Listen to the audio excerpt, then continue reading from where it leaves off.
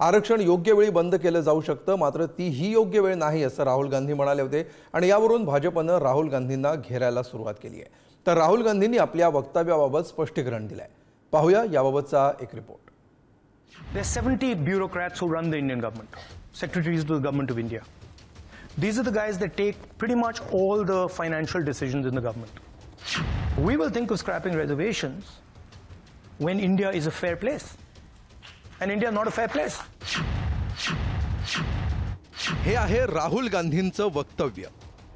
अमेरिकेतील जॉर्जटाउन विद्यापीठात आरक्षणाबाबत विचारलेल्या एका प्रश्नाला राहुल गांधींनी हे उत्तर दिलं। राहुल गांधींच्या याच वक्तव्यामुळे भाजपच्या हाती आयतं कोलीत मिळालं।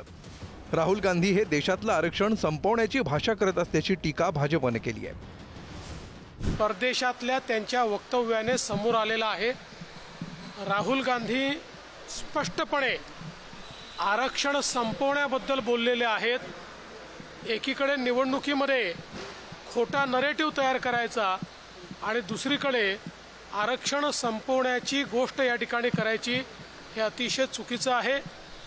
भारताच्या संविधानाचा किंवा संविधानकार भारतरत्न डॉक्टर बाबासाहेब आंबेडकरांचा काँग्रेसने कधी सन्मान केला नाही। केंद्रीय गृहमंत्री अमित शहा यांनी देखील राहुल गांधींवर जोरदार हल्लाबोल केलाय। देशातील आरक्षण रद्द करण्याची भाषा करून राहुल गांधींनी पुन्हा एकदा काँग्रेसचा आरक्षण विरोधी चेहरा समोर आणलाय।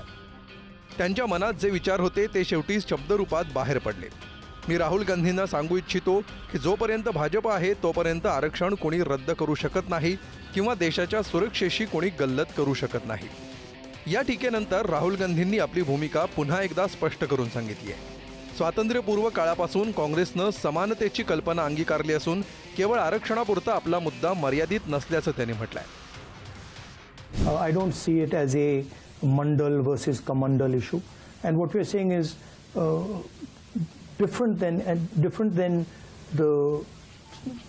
the idea of only reservations.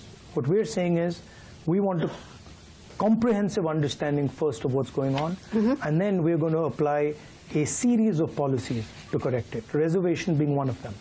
Right. We've also said that we're going to, somebody misquoted me yesterday saying that I'm against reservations. I've been saying again and again and again, we're going to increase reservations beyond 50%. And I'm not against reservations. Lok Sabha निवडणुकीत राज्यघटना बदलण्याच्या मुद्द्याचा भाजपला चांगलाच फटका बसला होता। त्यानंतर आता राहुल गांधींच्या आरक्षणाच्या मुद्द्यावरून भाजपनं काँग्रेसवर जोरदार हल्लाबोल केलाय। हा मुद्दा येत्या निवडणुकांपर्यंत कायम राहणार की हे पेल्यातलं तात्पुरतं वादळ ठरणार हे पाहणं महत्त्वाचं असणार आहे। अमोल जोशीसह ब्युरो रिपोर्ट, पुढारी न्यूज।